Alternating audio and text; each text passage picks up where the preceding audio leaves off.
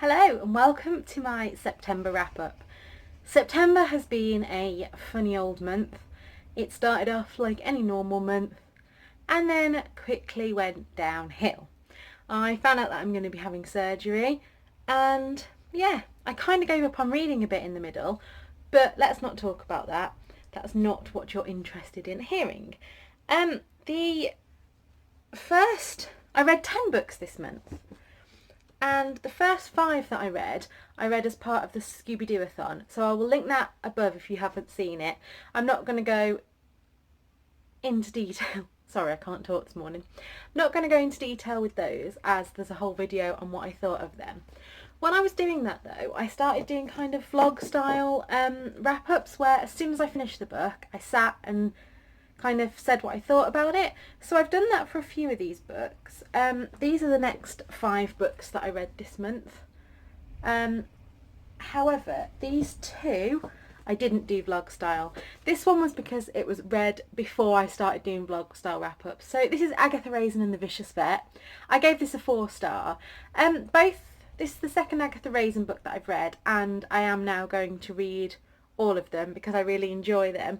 There's nothing to give it a 5-star, put it that way. They're just very easy reads. I like the characters, I like the storylines. So yeah, they're ones that I will carry on reading until I've read, I think there's about 20 books in the series. So I'm trying to kind of read one a month. So hopefully I'll get through them soon. And the next book that I read, this was kindly sent to me by Trigger Publications, and it is Hope Virgo's Stand Tall Little Girl Facing Up to Anorexia. I personally have never suffered with anorexia. I would say that I suffered disordered eating for a lot of my life, but not anything as extreme as this.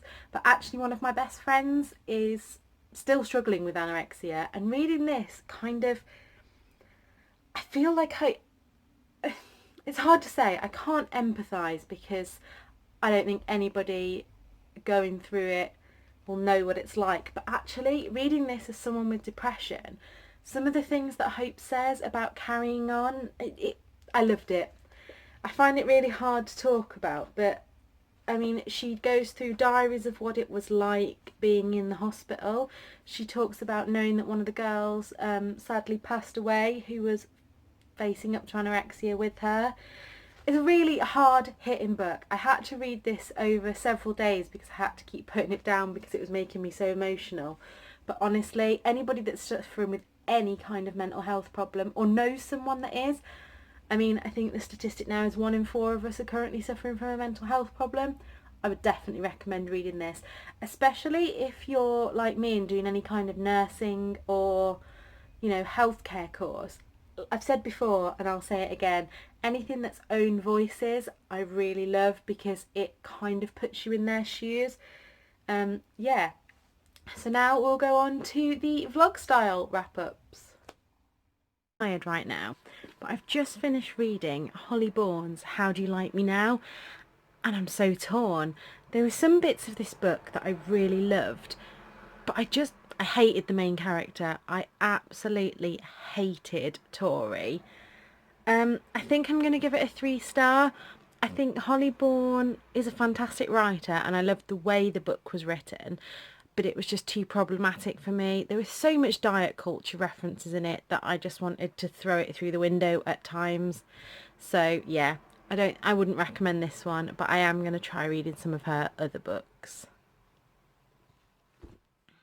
Just finished reading Letters to the Lost by Bridget Camara. It was fantastic.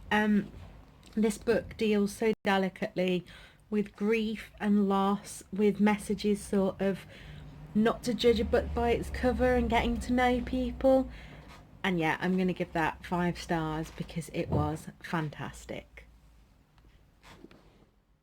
This book was the lowest rated on my TBR. I haven't really spoke about this too much on my YouTube channel, but if you follow me on Instagram you will know that I am going to be having surgery in the next couple of months. So I'm off work now and my mental health took a little bit of a dip. And so I picked this book up when I had basically decided that I wanted to take myself to bed for a year. This book is set in Leicester, which is where I live. and I just loved Sue Townsend's writing.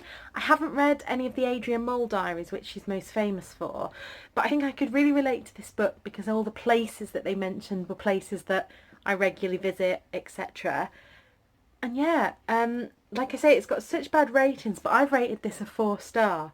It was exactly what I needed to read right now. And although, I mean, a lot of the characters were horrible, they were not people that I liked. I really liked Eva, the main character, and there was a lot of bizarre things that happened throughout this book. But yeah, I'm giving that a 4-star because I really enjoyed it. So that's it for today's video.